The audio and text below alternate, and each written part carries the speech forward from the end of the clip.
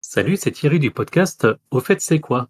Alors, il existe des périodes de l'année où il y a plein de sujets et quand avec Sylvain, on se demande quel sujet on va aborder. Parfois, on cherche un petit peu et puis parfois, on a plein de sujets qui arrivent en même temps. C'est le cas en ce moment puisque on a parlé dans le dernier épisode du don du sang et des groupes sanguins. Et puis, en parallèle, moi, j'avais vu passer l'information par rapport aux pièges jaunes.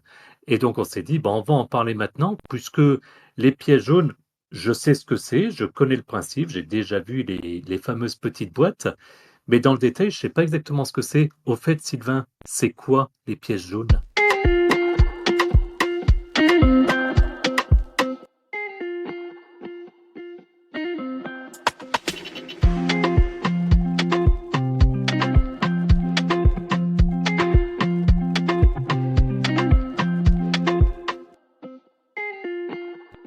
Salut Thierry, salut à tous, c'est Sylvain du podcast. Au fait, c'est quoi? Eh bien, aujourd'hui, très beau sujet et très belle intro, Thierry. On va parler effectivement des pièces jaunes. Et comme tu le disais si bien, des petites boîtes, c'est ce qui est resté dans l'imaginaire collectif, hein, on va dire, au niveau des pièces jaunes. Petite question, Thierry, déjà, est-ce que tu sais approximativement quand est-ce qu'a commencé l'opération des pièces jaunes? Alors, ce que je sais, c'est que déjà, ça a commencé, et pour les moins de 20 ans, ça va leur paraître drôle d'entendre parler de ça, mais euh, très certainement d'avant 2002, puisque la notion de pièce jaune était liée aux centimes de francs. Quand je dis ça, j'ai l'impression que j'ai à peu près 150 ans minimum.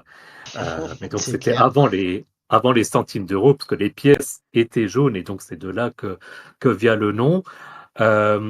Après, bon, j'ai le conducteur sous les yeux, j'ai vu la date. Honnêtement, j'aurais dit dans les années 80, mais je vois que je suis pas tout à fait faux, pas tout à fait juste non plus.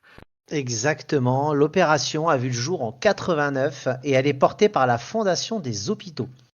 Donc l'objectif de cette fondation était clair, c'était améliorer le quotidien des enfants hospitalisés qui étaient souvent confrontés à des environnements médicaux impersonnels et ce qui pour le coup peuvent devenir anxiogènes.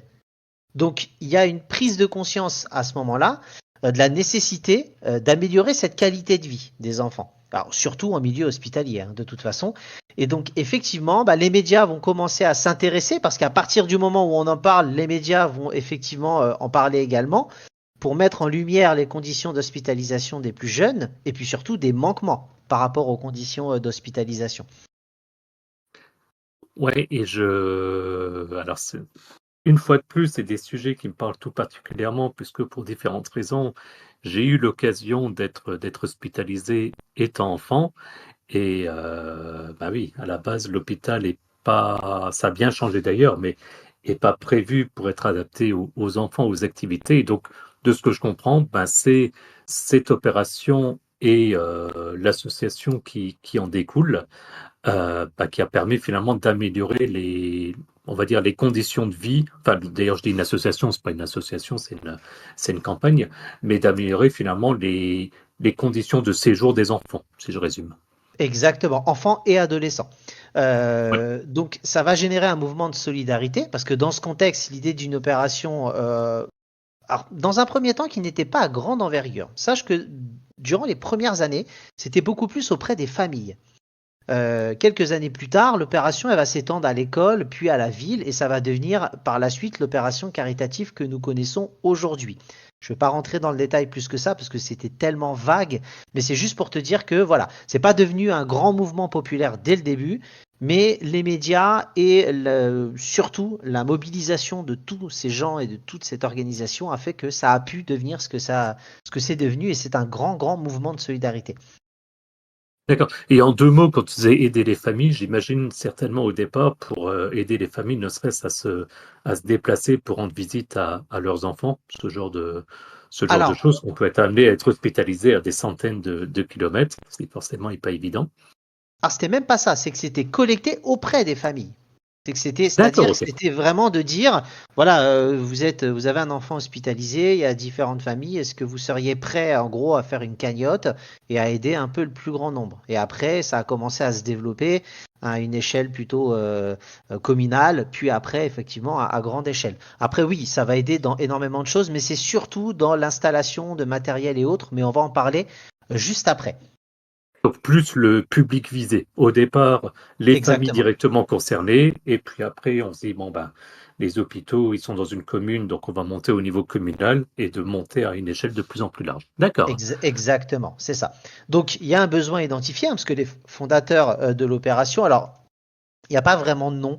J'ai trouvé le professeur Claude Griselli, qui était le président de la Fondation des hôpitaux de 89 à 94, qui a énormément œuvré et qui avait effectivement eu connaissance d'une opération un peu similaire aux États-Unis. C'est ce qui lui a aussi donné l'idée de faire quelque chose comme ça. Voilà, donc c'est juste pêle-mêle le petit côté historique.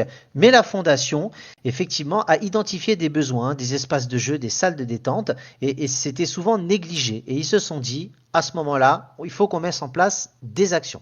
Et c'est là que je te pose la question, Thierry. Tu parlais un petit peu en préambule dans l'intro des actions. Est-ce que tu te souviens, hormis les boîtes, un peu des actions qui ont pu être menées? Euh, Moi, quand on me dit pièce jaune, alors je sais que tu vas en parler, mais j'ai effectivement les fameuses boîtes. J'ai l'image de Bernadette Chirac, on en a parlé, tu vas en parler, Oui. j'ai un trou de mémoire maintenant sur son nom, le judoka, genre David Teddy Riner, Douillet. mais non, David Douillet, merci.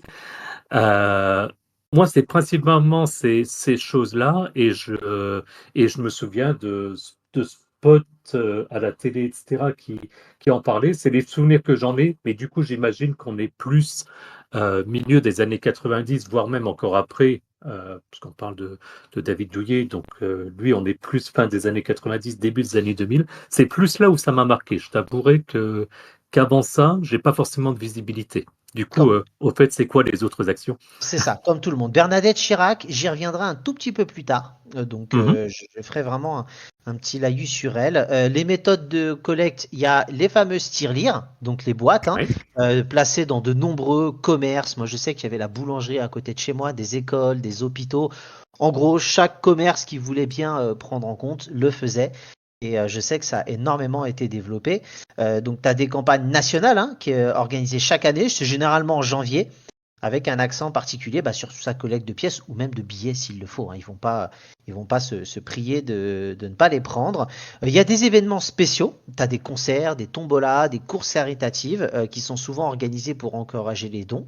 Tu as des partenariats, parce que la Fondation des hôpitaux de Paris gère l'opération, collabore avec des entreprises et des médias pour promouvoir la collecte. On sait très bien que la médiatisation, c'est ce qui va permettre de basculer sur une échelle nationale avec une possibilité d'aller le plus loin possible.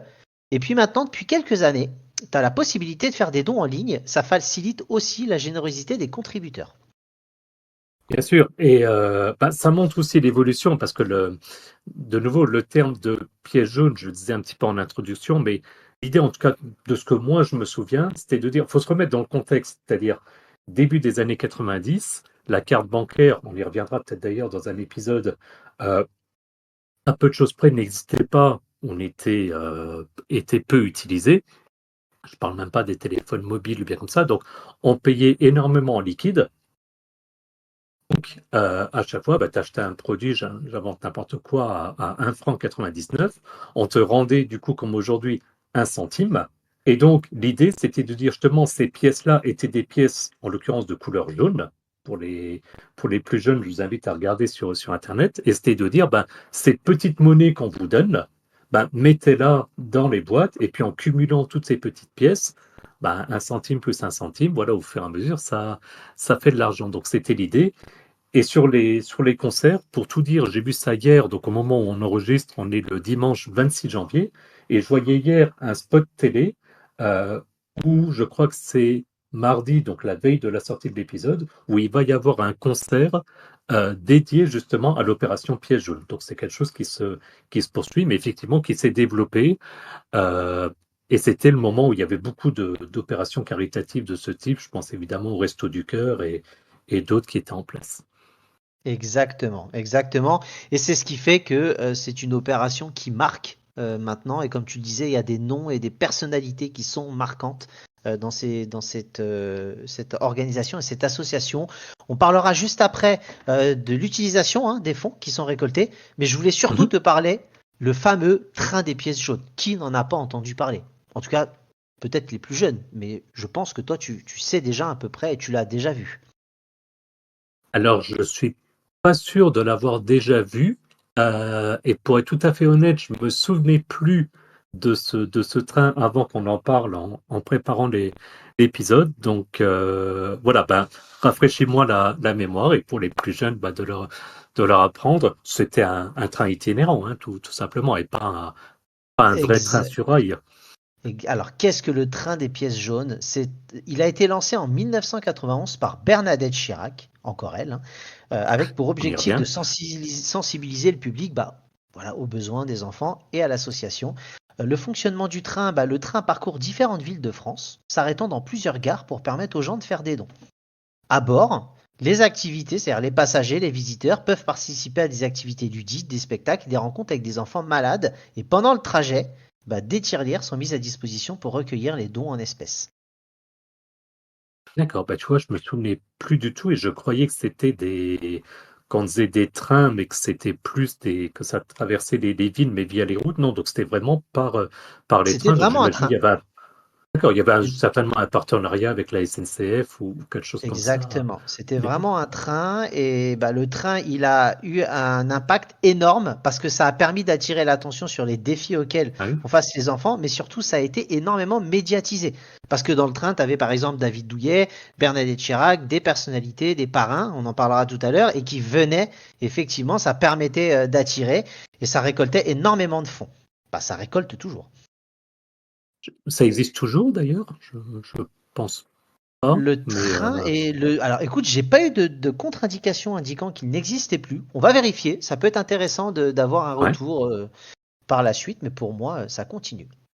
Et j'aurais En tout- tendance à penser que malheureusement ils auraient arrêté parce que à l'époque il y avait quelque part un respect sur les célébrités, etc. Je suis en train d'imaginer la scène aujourd'hui, en 2025, où d'un coup, tu as au hasard Zinedine Zidane qui fait pour les pieds jaunes et qui serait dans un train, j'invente n'importe quoi, Paris-Strasbourg.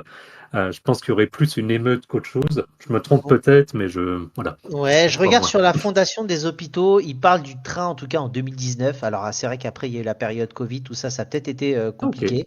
Mais dis-toi que en 2019, par exemple, il a fait Nice, Toulon, Marseille. Il y avait du Joyce Jonathan, Jérémy Frérot, d'accord. Fovoto. Donc, tu vois, tu avais pas mal de choses à voir, effectivement. Je pense que ça a dû s'arrêter. Ça peut très bien revenir. Il s'était déjà arrêté un petit moment, c'est reparti. Je pense que ça dépend un petit peu de différents facteurs, mais rien n'est totalement entériné. Si nos auditeurs éventuellement ont vécu cette situation d'être dans le train et d'un coup de voir débarquer des personnes connues, venez sur notre serveur Discord pour nous raconter, ça serait marrant. Ça, ce serait même intéressant d'avoir peut-être une petite interview, une petite capsule de Absolument. quelqu'un qui a pu le vivre. En tout cas, les fonds récoltés, ça a servi à quoi? Alors, différentes choses. Le premier, en tout cas, objectif, c'était l'aménagement des hôpitaux. Donc, l'un des projets Mhm. les plus emblématiques, c'est la création de salles de jeux et de loisirs dans les hôpitaux pour les enfants. On sait très bien que Ouais. l'enfant a besoin de jouer, hein, ça fait du bien. Des espaces colorés, ludiques, ça permet aux enfants de s'évader du cadre médical, puis de vivre des moments de détente et puis de cohésion entre eux. Ça a également permis la création d'espaces extérieurs, tu sais, des jardins thérapeutiques, des aires de jeu, ça donne la possibilité à ces jeunes patients ou adolescents de profiter de l'air frais et de la nature, et puis voilà, toujours de se changer les idées et de voir autre chose. Est-ce que ça, tu avais déjà un petit peu vu, entendu parler justement de ces améliorations du quotidien? Oui, clairement. Et puis, il y a un point aussi par rapport à ce que tu dis, c'est le côté anxiogène d'une chambre d'hôpital, parce que du coup, ben, potentiellement, t'as des branchements, tu as des bouteilles d'oxygène, etc. C'est généralement des murs blancs. Enfin, il y a un côté qui fait un petit peu peur, faut être honnête. C'est évidemment pas l'objectif, mais c'est normal. Et le simple fait de mettre de la couleur, ben, il y a un côté un peu plus rassurant. Et c'est évidemment d'autant plus important pour les enfants, les ados, les adultes aussi, mais bien entendu encore plus pour eux. Donc oui, ça me Bien parle sûr, complètement. bien sûr. Ensuite, il y a eu les équipements médicaux, du matériel de diagnostic, hein. Donc les dons récoltés, ça permet d'acquérir du matériel de diagnostic de pointe et permettant de poser des diagnostics plus rapides et plus précis. Des équipements Mhm. de rééducation, donc ça c'est pour aider les enfants à retrouver leur mobilité et leur autonomie. Des actions pédagogiques avec des ateliers créatifs qui sont organisés dans les hôpitaux pour stimuler l'imagination des enfants. Des visites de personnalités, des artistes, des sportifs, des personnalités publiques qui viennent régulièrement rendre visite aux enfants malades. Tu te doutes bien quand tu vois ta star, ton chanteur préféré ou un acteur que t'aimes bien qui vient te rendre visite à l'hôpital, le bonheur que ça doit apporter à ces enfants à ce moment-là. Oui, et sans oublier, je me répète peut-être, mais c'est super important, c'est-à-dire quand on a un problème de santé, l'esprit, en fait, doit être dans un bon contexte. Donc, le fait d'apporter du bonheur aux enfants, il y a eu plein d'études qui ont été montrées que en apportant du bonheur, des moments de détente, des moments où simplement tu penses plus à la maladie, Mm. bah, le corps, quelque part, ça le revigore et ça lui permet de, on va dire pour faire simple, de mieux se soigner. Donc c'est bien pour la tête, pour le corps, mais également pour l'esprit. Enfin, c'est tout un ensemble. Il y a souvent d'ailleurs des questions comme ça par rapport aux qualités des repas, qui sera un tout autre sujet, mais ça pourrait être lié. Exactement, exactement. Il y a aussi, tu en parlais tout à l'heure, du soutien aux familles, donc des séjours de Mhm. répit. Ça finance des séjours de répit pour les familles, ça leur permet de se ressourcer, pardon, et de prendre du temps pour eux. Très important de l'accompagnement psychologique, parce que ça permet justement un soutien proposé aux enfants et à leur famille, aux aidants, hein, parce que c'est aussi important pour les aider à faire face à la maladie et à l'hospitalisation. Ok, oui. Et on a la recherche médicale, toujours très très important, parce qu'une partie des fonds récoltés est consacrée à la recherche, trouver des nouveaux traitements, améliorer la prise en charge des maladies infantiles. Enfin voilà, tu vois, c'est vraiment très très large, très varié. Ça rappelle un petit peu, tu sais, l'épisode qu'on avait fait sur le Téléthon, dans l'esprit, dans toute l'amélioration du quotidien, la recherche. Voilà, c'est vraiment très vaste et c'est vraiment dans le but d'aller chercher le plus loin possible dans l'accompagnement aux enfants et aux adolescents.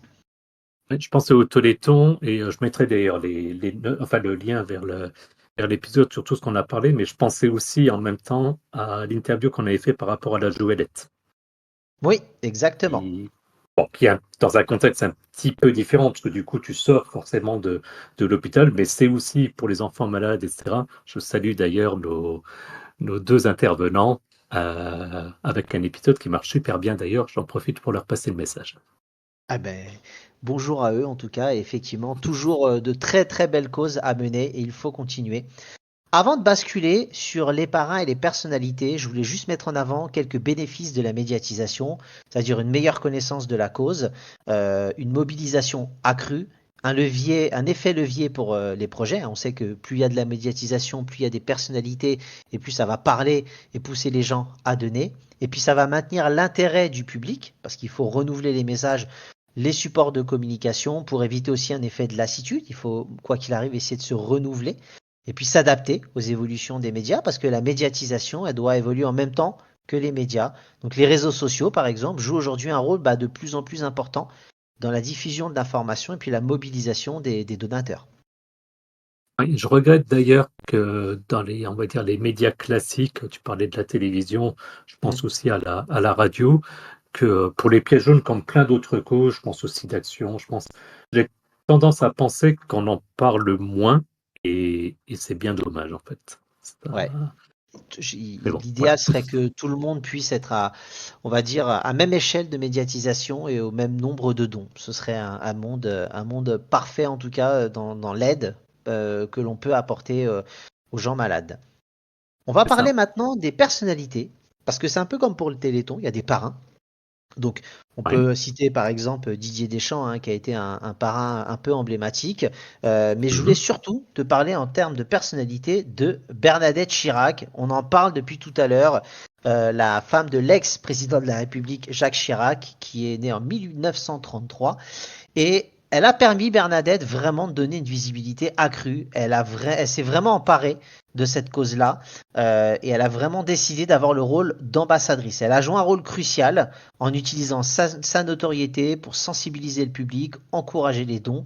Et grâce à ces efforts, tu as vraiment des millions d'euros qui ont été collectés. On se souvient toujours de sa... On parle, comme tu le disais tout à l'heure, Bernadette Chirac, David Douillet. Moi, je me souviens d'elle, des images à la télé avec dans le train, justement, des pièces jaunes.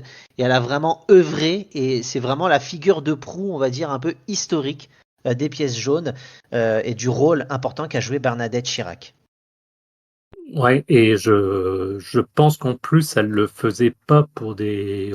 Je pense qu'aujourd'hui, des personnes associées à des politiques qui feraient ça, on les accuserait certainement d'envoyer un message politique ou bien comme ça. Et j'ai tendance à penser que c'était pas du tout le cas et qu'elle faisait ça par plaisir et parce que ça l'a touché. Après, je dis ça, j'ai pas Totalement. discuté avec elle, hein, mais Mais je pense que c'est une image générale qu'elle a reflétée. Mais pour te dire, elle a été présidente de la Fondation des hôpitaux de Paris, Hôpitaux de France, donc, qui est la Ouais, fondation initiale qui a œuvré pour la création des pièces jaunes entre 1994 et 2019. et voilà. Donc voilà, ça montre l'intérêt et tout ce qu'elle a pu faire. Et désormais, la présidente de la fondation, c'est Brigitte Macron, la femme de notre président actuel. Voilà, bah je pense que c'est bien et dans les rôles de première dame de France, il y a souvent des débats un peu sur à quoi ça sert, sans rentrer dans le détail, mais même des discussions sur pourquoi est-ce qu'un budget leur est alloué. J'ai tendance à penser pour justement faire ce genre d'actions qui sont, oui, d'une certaine manière politiques, par définition du terme politique, mais qui ne sont pas de la politique politicienne, comme on aime dire maintenant, mais plus le côté associatif, aide à tout le monde, etc. Donc, non, c'est très bien. Et je D'autres suis entièrement d'autres d'accord choses avec par toi. rapport justement à ce domaine-là? Non, bah il y a le rôle des parrains, c'est-à-dire il y avait des artistes, des chanteurs, des acteurs, des musiciens, et puis bah le parrain, un peu comme pour le Téléthon, ça permet d'utiliser la notoriété pour sensibiliser le grand public, de mobiliser les gens, et puis bah de donner une visibilité accrue à l'opération afin de toucher un public plus large. Oui, et comme ça, bah, ça permet, voilà, comme tu dis, de toucher différentes générations et puis finalement bah, de garder des souvenirs comme on a toi et moi. Tu dis quand tu as des images, je repense à David Douillet d'il y a bah, maintenant plus de 20 ans, bah, ça montre que ça a marqué dans les esprits et je pense que c'est le plus important. Est-ce qu'il y avait d'autres choses, Sylvain, sauf erreur, je suis en train de regarder, certains vont presque nous en vouloir et nous envoyer des messages, soyez pas agressifs, mais j'ai l'impression qu'on a de nouveau pas d'anecdotes. Mais qu'est-ce qu'on fait, Sylvain? C'est quoi cette histoire? Alors c'est difficile de citer, on va dire, des anecdotes, c'est Bah plus oui. des chiffres qui sont importants. Il y a depuis 89, sache-le, plus de 9300 projets qui ont été réalisés dans les services pédiatriques des hôpitaux français, grâce au financement de la hauteur qui est quand même à hauteur de 104 millions d'euros. Ouais, Donc ces comme quoi c'est projets, pas. voilà, c'est ça. Les dons, comme on l'a dit, peuvent se faire collectant des pièces, tirelire ou par SMS en envoyant au don au 92 111. C'est 5 euros prélevés sur facture opérateur mobile en ligne sur piècesjaunes.fr ou par chèque à l'ordre des pièces jaunes. D'accord. Et puis tu vois, je regardais en même temps un peu dans tout ce qui est associatif, etc. C'est pas dans le sujet, mais c'est lié. Je pensais en même temps aussi à la pédiatrie enchantée, qui est, Oh, qui ouais, est bon là pas par rapport au piège jaune, mais dans le même domaine de l'aide pour les enfants, etc. Donc voilà, comme ça, si par hasard des gens de l'association nous écoutent, bon, on fait un petit coucou. Pour moi, on reste un petit peu dans le même domaine du coup. Ok. exactement. Mais c'est vrai que ça a énormément, ça a énormément œuvré. 104 millions d'euros, c'est quand même énorme. Il y a beaucoup de choses. On pourrait citer beaucoup de chiffres et tout ça. Je voulais moi surtout finir sur les chiffres, les dons et expliquer que le plus important, effectivement, c'était de participer le plus possible pour aider ces enfants. Même si vous n'êtes pas touché, dites-vous que d'autres personnes vivent ça au quotidien et que ça n'est jamais facile. Non, c'est clair. J'aurais rien de plus à dire sur ce sujet. Merci Sylvain. D'autres points ou c'est bon Non, pour je aujourd'hui? pensais finir sur ça. Je pense que c'était le meilleur mot pour la fin. On est bien d'accord. Et ben du coup, on n'a plus qu'à inviter nos auditeurs à nous écouter encore un tout petit peu après le générique, du coup. Exactement. À de suite.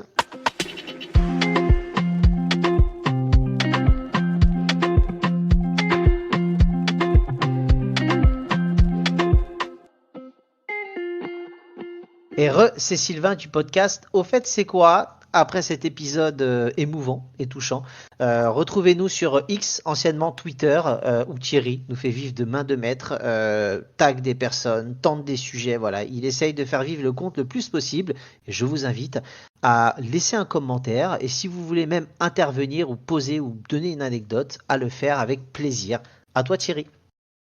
Merci Sylvain, je dois avouer que c'est pas simple quand j'essaie d'intervenir sur des messages. Des fois, c'est un petit peu compliqué, mais bon, on sait malheureusement le contexte des réseaux sociaux.